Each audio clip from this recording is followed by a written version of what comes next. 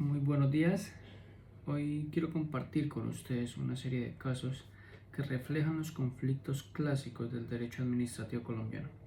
El primero, la tensión entre el interés general y los derechos individuales en el marco de la expropiación por utilidad pública. Se nos presenta el primer caso un conflicto entre principios del derecho administrativo, expropiación de tierras para un proyecto de desarrollo urbano en Bogotá. La alcaldía de Bogotá ha aprobado un ambicioso proyecto para construir un megaparque recreativo en el sector de Ciudad Bolívar, con el objetivo de mejorar la calidad de vida de los habitantes y fomentar la recreación en una zona tradicionalmente marginada. El proyecto ha sido declarado de utilidad pública y busca no solo generar espacios verdes, sino también dinamizar la economía local mediante la construcción de instalaciones deportivas, zonas comerciales y áreas de esparcimiento. Sin embargo, la realización del proyecto requiere de expropiación de una serie de terrenos privados en los cuales viven varias familias de bajos recursos. Estas familias llevan décadas habitando en la zona. Han expresado su rechazo a la expropiación, alegando que vulnera su derecho a la propiedad y el derecho a una vivienda digna. Muchos de ellos dependen económicamente de pequeños cultivos y comercios que tienen en sus terrenos y afirman que las compensaciones ofrecidas por la alcaldía son insuficientes para garantizar su sostenibilidad económica. Por su parte, la administración municipal sostiene que la obra es esencial para el mejoramiento del entorno urbano y que beneficiará a toda la comunidad. Además, argumenta que la expropiación está justificada legalmente debido a la utilidad pública del proyecto y a su importancia para el desarrollo social y económico de la zona. Como estudiantes deberemos analizar el conflicto entre los principios de legalidad, el interés general y respeto de los derechos de los administrados, evaluar si se ha seguido un procedimiento adecuado para resolver el conflicto entre estos principios y proponer posibles soluciones que respeten tanto el interés general como el derecho de los afectados. Tenemos que los principios en juego, en este caso son tres que entran en conflicto. El primero, el principio de legalidad, que nos recuerda que todo acto administrativo debe estar fundado en la ley. La Constitución y la Ley de 388 de 1997 autorizan la expropiación. Segundo, el principio de interés general, pues la construcción de un megaparque busca mejorar la calidad de vida, ofrecer espacios verdes y fomentar el desarrollo económico. Y tercero y último, el principio de respeto de los derechos de los administrados, que protege la vivienda digna y la propiedad privada y el debido proceso. El problema surge cuando la administración, aunque actúa con base en la ley, ofrece indemnizaciones insuficientes. No se trata solo de pagar el valor del terreno, sino de reconocer los perjuicios reales, la pérdida de vivienda, de cultivos, de comercios y el arraigo comunitario. Además, tenemos que la participación ciudadana fue débil, lo que genera desconfianza y deja por fuera la voz de quienes son directamente los afectados. Aquí se enfrentan tres fuerzas: el interés general, que favorece a la colectividad, los derechos de las familias, que no pueden ser sacrificados de forma desproporcionada, y la legalidad, que legitima la expropiación, pero no autoriza a desconocer derechos fundamentales. Esto nos plantea la necesidad de armonizar los principios y no de privilegiar uno sobre otro. Como posible solución, desde la ponderación, aplicando la teoría de Robert Alexei, la respuesta no está en frenar el proyecto, sino en buscar un equilibrio. ¿Cómo lograrlo? Con cuatro posibles medidas. Primero, una indemnización integral y proporcional. Segundo, una reubicación digna y sostenible con viviendas de interés social. Tercero, un apoyo económico a través de programas de capacitación y créditos. Y cuarto, una participación ciudadana más efectiva que garantice la transparencia y la confianza de la gente. En conclusión, la expropiación es válida porque cumple con la legalidad y persigue el interés general, pero su ejecución solo será legítima si se hace de manera justa y proporcional, respetuosa con la dignidad humana. La clave no está en detener el proyecto, sino en armonizar el desarrollo colectivo y la protección de los derechos individuales. Así, el Estado podrá cumplir su función de promover el bienestar común sin dejar a nadie afectado. En el caso 2 tenemos el de la estructura y jerarquía de la administración pública. La falta de respuesta a una solicitud de licencia ambiental en el departamento de Antioquia. Y el caso nos cuenta que una empresa local dedicada a la producción agrícola en el departamento de Antioquia presentó una solicitud ante la Secretaría del Medio Ambiente para obtener una licencia ambiental que les permita ampliar sus cultivos en una zona cercana al área protegida. La empresa presentó todos los documentos requeridos y cumplió con los plazos establecidos por la normativa vigente. Sin embargo, varios meses después, la empresa no ha recibido ninguna respuesta por parte de la Secretaría, a pesar de que el plazo legal para emitir una decisión ya ha vencido. Ante la falta de respuesta, la empresa presentó un derecho de petición exigiendo una pronta respuesta, pero nuevamente no recibió contestación dentro del término legal. Desesperada, la empresa decidió elevar la solicitud a la Gobernación de Antioquia, buscando una intervención directa en el proceso. Sin embargo, la Gobernación remitió el asunto de vuelta a la Secretaría de Medio Ambiente, indicando que era la entidad competente para resolver el caso. Esta falta de coordinación y respuesta por parte de la Secretaría de Medio Ambiente ha causado graves perjuicios a la empresa, que no puede proceder con la expansión de sus actividades productivas, generando pérdidas económicas significativas. Como estudiante debemos identificar las vulneraciones cometidas en este caso, evaluar las posibles acciones judiciales que la empresa puede interponer, además de ofrecer una solución concreta para restaurar los derechos vulnerados de la empresa, teniendo en cuenta la estructura administrativa y las medidas que deberían adoptarse en casos similares para evitar futuras omisiones. Comencemos por los principios. Primero, el derecho de petición, consagrado en el artículo 23 de la Constitución y desarrollado en la Ley 1757 del 2015, establece que toda persona tiene derecho a presentar peticiones y obtener una pronta respuesta, máximo en 15 días. Segundo, la eficacia, celeridad y economía, principios que obligan a la administración a actuar con rapidez y eficiencia. Tercero, el silencio administrativo. Según el CEPACA, cuando la administración no responde, en algunos casos opera el silencio positivo, pero en licencias ambientales la regla es negativa, salvo norma expresa. Y cuarto, la responsabilidad del Estado. Artículo 90 de la Constitución. Si la administración omite o actúa mal, debe indemnizar los daños que cause. En este caso, la Secretaría de Medio Ambiente no resolvió ni la solicitud de licencia ni el derecho de petición posterior. Esto significa un incumplimiento grave de su deber legal. La consecuencia fue clara: la empresa quedó en indefensión, no pudo iniciar la expansión de cultivos y sufrió pérdidas económicas considerables. Aquí vemos cómo la inactividad estatal vulnera los derechos fundamentales. Frente a este panorama, la empresa tiene varias herramientas.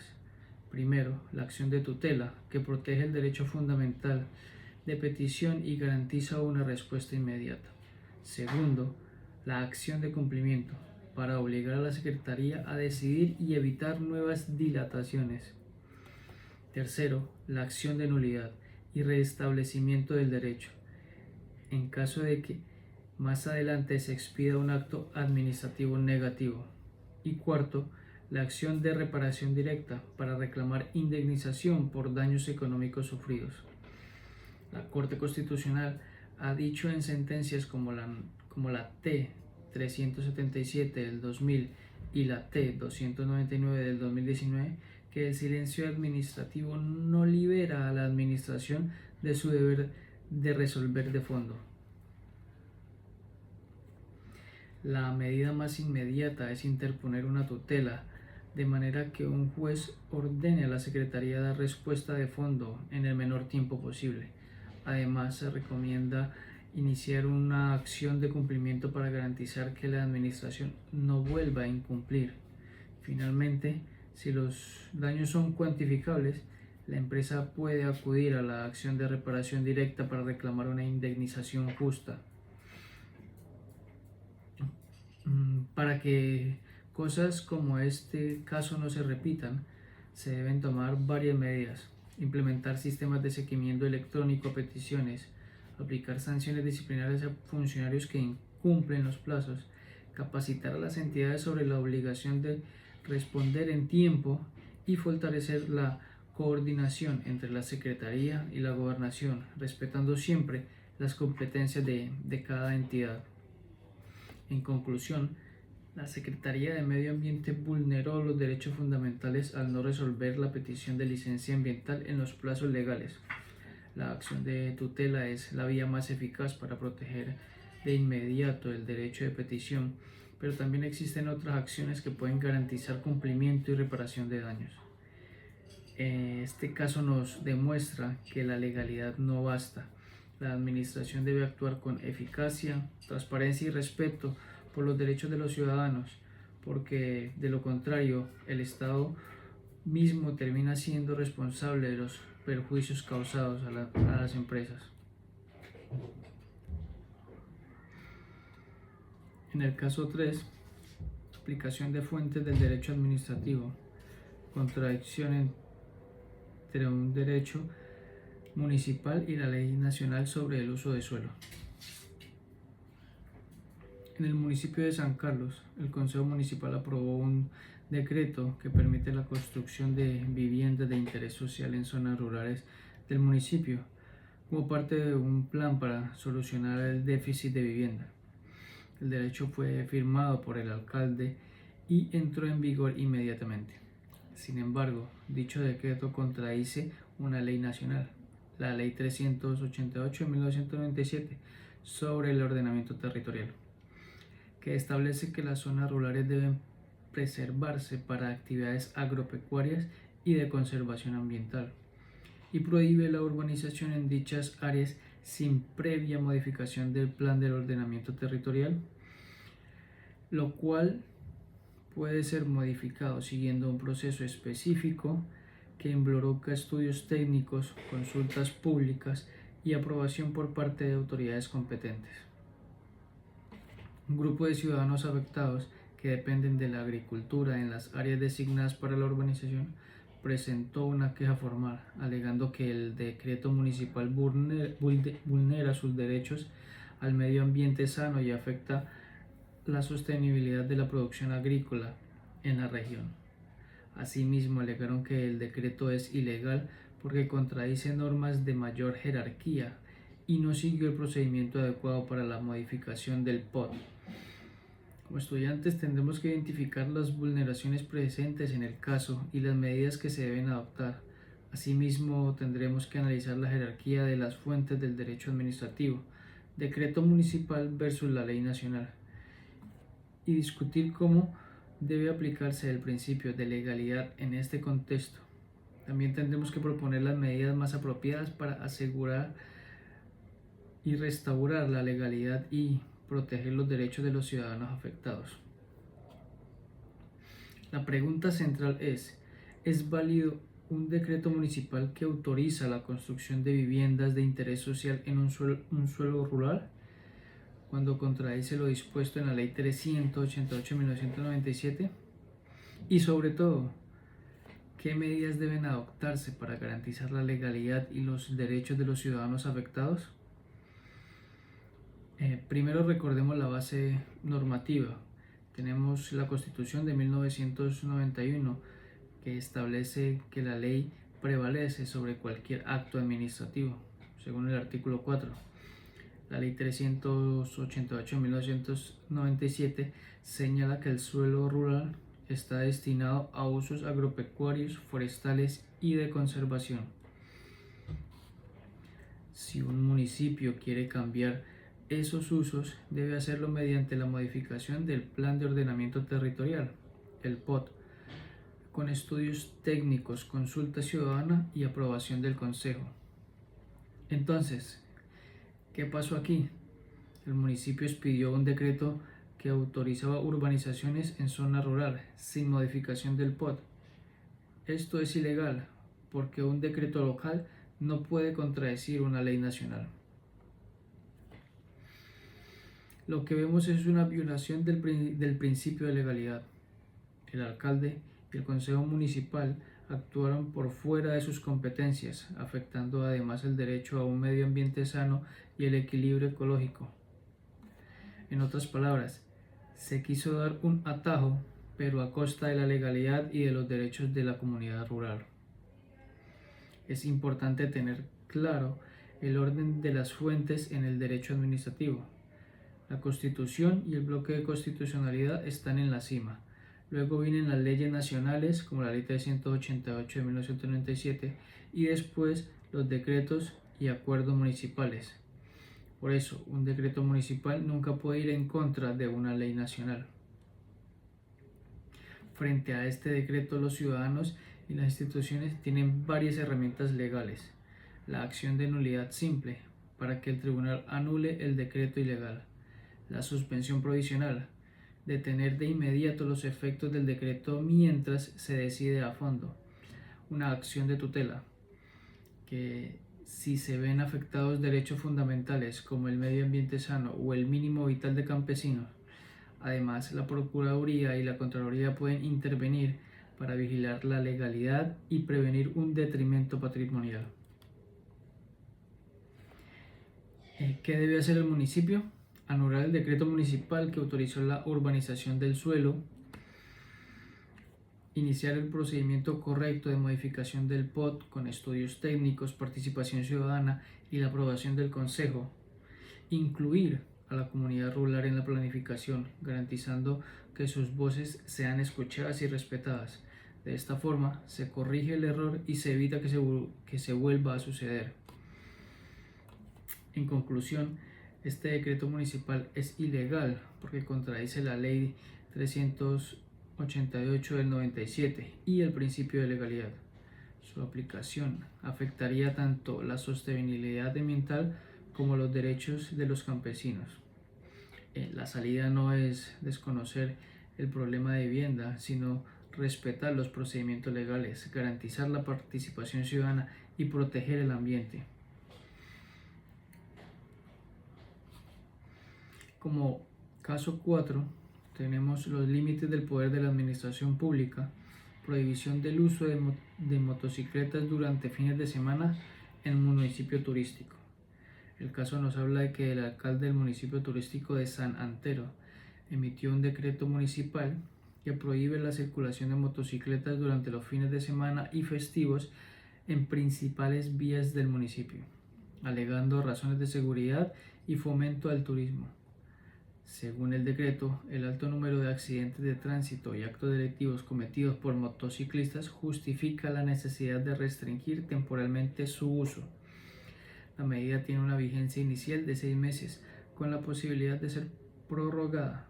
Sin embargo, un gran número de habitantes de Río Claro dependen del uso de motocicletas como su principal medio de transporte, tanto para desplazarse al trabajo como para actividades económicas, reparto de mercancía, transporte de turistas.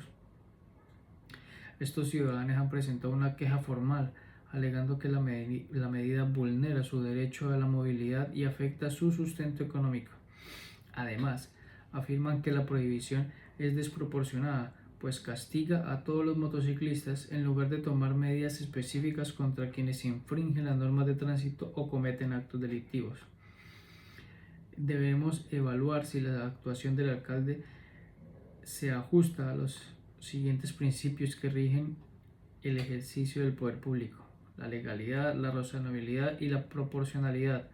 e indicar las medidas a adoptar.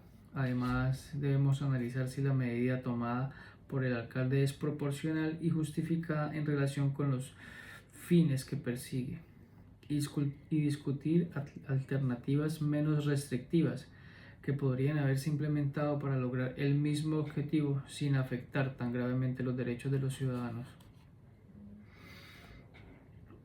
Vamos a analizar una decisión bastante polémica.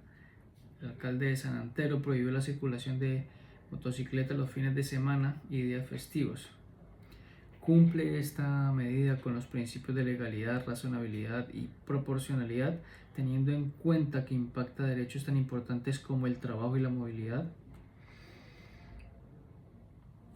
Empecemos por la base, la legalidad. La Constitución dice que las autoridades solo pueden actuar dentro de sus competencias. El alcalde, según la Ley 136 de 1994 y el Código Nacional de Tránsito, sí tiene la facultad de regular el tránsito en su municipio. Es decir, desde el punto de vista formal, el alcalde está amparado por la ley para tomar medidas en materia de tránsito. Pero no basta con que sea legal, toda medida debe ser razonable. La prohibición de motos se justificó por razones de seguridad y turismo. La pregunta es, ¿realmente esta medida es coherente con estos fines? Así pues bien, sí puede contribuir en algo, pero no necesariamente es la opción más acertada ni la única posible. Tenemos como principio de proporcionalidad, donde lo más importante es realizar un test de proporcionalidad que tiene 3 pasos. Primero es la idoneidad, donde la medida sirve para mejorar la seguridad vial. Decimos que sí, pero no es la única. Tenemos el de necesidad, donde planteamos, ¿había alternativas menos restrictivas? Sí. Controles policiales, restricciones horarias y sanciones focalizadas. La tercera es la proporcionalidad estricta. ¿El beneficio de la medida justifica el sacrificio de los derechos como el trabajo y la movilidad? Entendemos que no, porque castiga a toda la población motociclista, incluyendo quienes sí cumplen la ley. Entonces tenemos como resultado que la medida es desproporcionada. Con esta restricción se ven afectados varios derechos fundamentales. La movilidad, contemplada en el artículo 24 de la Constitución Política de Colombia, porque limita la libertad de locomoción. El trabajo, en su artículo 25 de la Constitución Política, ya que muchos dependen de la moto para transportarse o trabajar. El derecho a la igualdad, en su artículo 13 de la Constitución Política, porque sanciona por igual a quienes infringen y a quienes cumplen con la norma. Las alternativas más adecuadas, en vez de una prohibición absoluta, el alcalde pudo adoptar medidas más equilibradas, como por ejemplo restringir solo ciertos horarios y solo algunas zonas críticas, hacer controles policiales más selectivos, exigir chalecos y placas visibles, realizar campañas de cultura vial, reforzar controles de velocidad y alcoholemia. Estas medidas atacan el problema sin afectar de forma indiscriminada a todos los ciudadanos. Ante esta situación, los ciudadanos cuentan con herramientas legales como la acción de nulidad simple para tumbar el decreto municipal, la acción de tutela para proteger de manera inmediata sus derechos fundamentales o la acción popular para salvaguardar los derechos colectivos como la libertad de movilidad y locomoción. En conclusión, el alcalde de San Antero sí tenía la competencia legal para regular el tránsito, pero la medida adoptada no supera el examen de razonabilidad ni de proporcionalidad. Prohibir por completo las motos los fines de semana puede sonar práctico, pero en realidad sacrifica de manera desmesurada los derechos fundamentales de toda la ciudadanía. La administración debió optar por alternativas menos restrictivas que permitan y mejoran la seguridad y el turismo, sin golpear la movilidad y el trabajo de los habitantes. Con esto le damos fin a los 4 casos que se nos plantearon en la materia de derecho administrativo. Muchas gracias.